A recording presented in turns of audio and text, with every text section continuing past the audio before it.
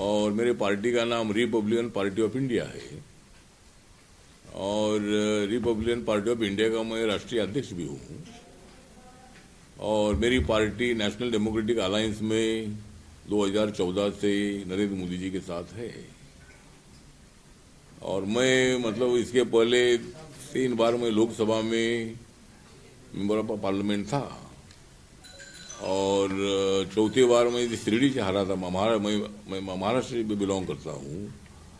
Basically मैं मुंबई में रहता हूँ और एक बार मैं मुंबई से चुनकर आया था, 2 बार मैं पंढरपुर से चुनकर आया था और चौथी बार शिरडी है, साईं बाबा की शिरडी, वहाँ से मैं हारा था। लेकिन उसके बाद मैं 2014 में नरेंद्र मोदी जी का सबका साथ सबका विकास का नारा, नरेंद्र मोदी जी ने कांग्रेस के भ्रष्टाचार के खिलाफ उठाए हुए अनेक सवाल और स्वच्छ भारत स्वच्छ राजनीति की भूमिका उन्होंने रखी थी और क्लीन इंडिया, नो करप्शन, इसी तरह की भूमिका उन्होंने लेने के कारण मेरी पार्टी एनडीए में शामिल हुई थी और लगातार तीसरी बार मोदी साहब ने मुझे मंत्री बनाया है। वैसा मेरे पार्टी का लोकसभा में एक भी मेंबर नहीं है, मैं अकेला राज्यसभा में हूँ। उसके बावजूद भी मुझे तीसरी बार माननीय मोदी साहब ने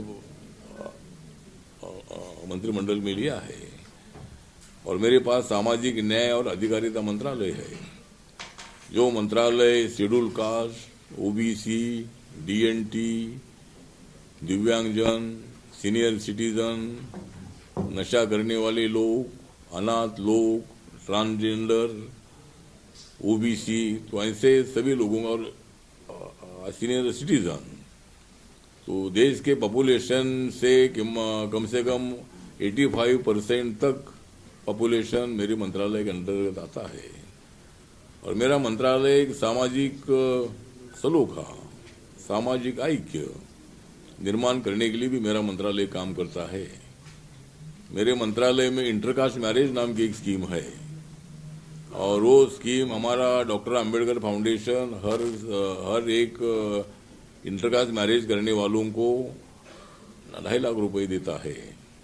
लेकिन राजस्थान सरकार जो है, राजस्थान सरकार 5 लाख रुपए उसके लिए देती है।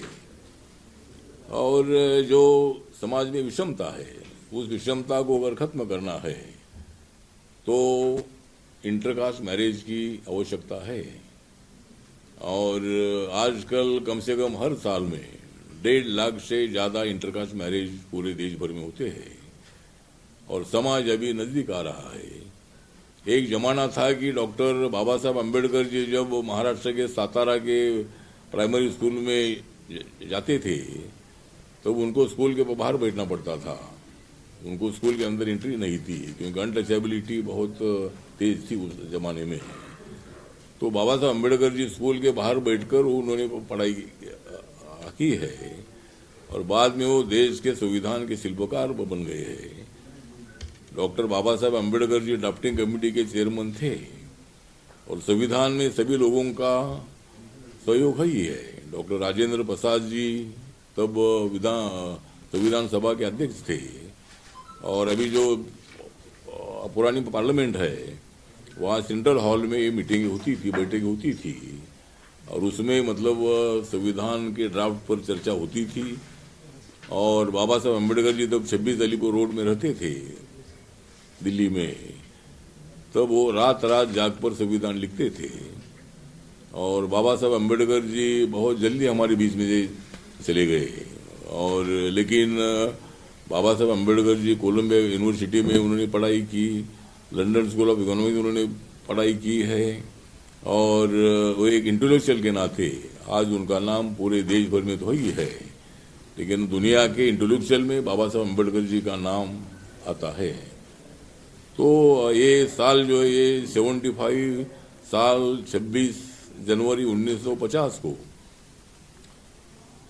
मतलब अपने देश ने संविधान स्वीकारा था और 26 नवंबर 1949 को, उसके पहले 2 महीना पहले बाबा साहब अम्बेडकर जी ने संविधान का जो ड्राफ्ट है, ये ड्राफ्ट डॉक्टर राजेंद्र प्रसाद और पंडित जवाहरलाल नेहरू जी को दिया था, तब उनके मुंह से उद्गार निकले थे कि डॉक्टर अम्बेडकर आप ही संविधान के सही आर्किटेक्ट है, सभी का योगदान ही है, लेकिन आपने इसमें आपका ज्यादा योगदान है। तो बाबा साहब अम्बेडकर जी को संविधान का शिल्पकार मानते हैं। संविधान का जब नाम आता है तो बाबा साहब अम्बेडकर जी का नाम वहाँ आता ही है, और उसको 75 साल हमने पूरे किए हैं। और अभी नरेंद्र मोदी जी का विजन है कि 2047 तक, 25 साल तक, मतलब 25 साल के बाद भारत ऐसी ऊंचाई पर पहुंचेगा कि अमेरिका, रशिया, चाइना और बड़े बड़े देशों को भी भारत के तरफ अच्छे नजर से देखना होगा। माननीय नरेंद्र मोदी जी सत्ता में आने के बाद अपनी इकोनॉमी नंबर 10 पर थी, लेकिन 10 सालों में कम से कम नंबर 5 पर अपनी इकोनॉमी आई है।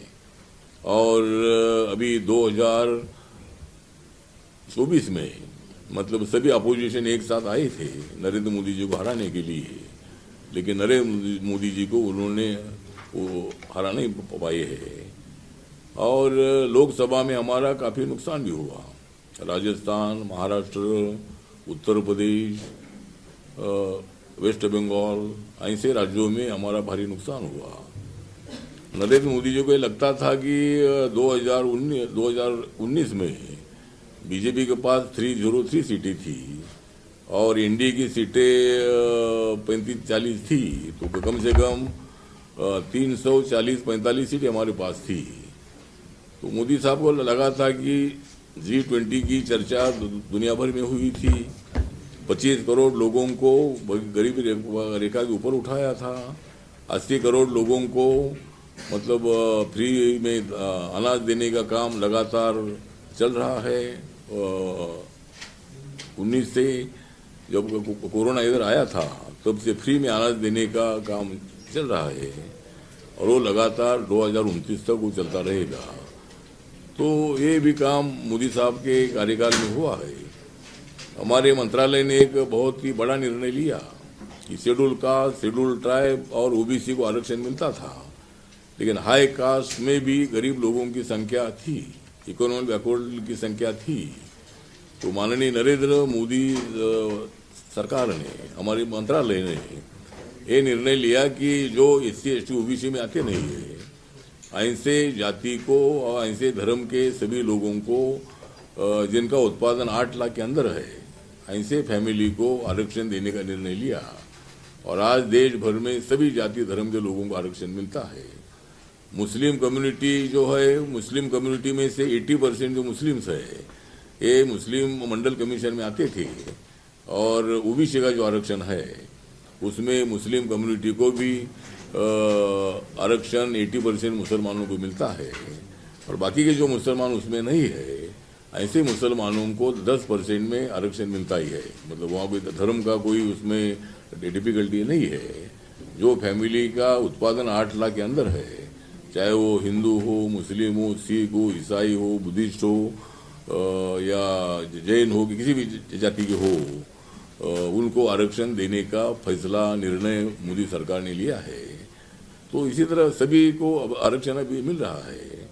और हमारे सरकार ने एक निर्णय लिया था कि एक साल में 10 लाख केंद्र सरकारी नौकरियां देने का निर्णय लिया था, और हर महीने में एक कैंप होता था, हर स्टेट में होता था, अनेक जगह पर होता था, और उसमें हर महीने में कम से कम अनेक लोगों को वहाँ नौकरी दी जाती थी। तो 10 लाख लोगों को सरकारी नौकरियां देने का निर्णय भी हमारी सरकार ने लिया है। और अनेक निर्णय ऐसे हैं कि किसानों के लिए जो अभी MSP है, MSP बढ़ाने का भी टप्पे टप्पे से सरकार विचार कर रही है। किसानों के खाते में 6-6 हज़ार रुपये डालने का भी निर्णय हुआ है, और हमारी सरकार किसानों के बाजू में है। किसानों का आंदोलन 1 साल भर चलता रहा। तो किसानों के लिए जो कानून बनाया था वो किसानों के फायदे का था, लेकिन पंजाब के, कुछ हरियाणा के, या मतलब जो किसानों ने ये भूमिका ली। जब नरेंद्र तोमर जी जब एग्रीकल्चर मिनिस्टर थे तब उन्होंने 13 बार उनके साथ मीटिंगें ली, सभी अपने किसान नेताओं के साथ, और उनको ये बताया गया है कि भाई कानून तो हमने आपके फायदे के लिए लाया है, आपका नुकसान करने के लिए नहीं लाया है, लेकिन इसमें क्या अमेंडमेंट चाहिए बताइए। लेकिन वो हर बार बोलते थे कि नहीं, हमको एक कानून नहीं चाहिए। तो फिर 1 साल के बाद मोदी साहब ने लोगों का मूड देखकर, किसानों का, वो कानून पीछे लेने का भी निर्णय उन्होंने लिया है। तो मतलब इसी तरह किसानों के अपोजिशन वाले तो टीका टिप्पणी करते रहते हैं। माननीय राहुल गांधी जी हमारे अच्छे मित्र भी है और उनको अपोजिशन लीडर बनने का मौका मिला है।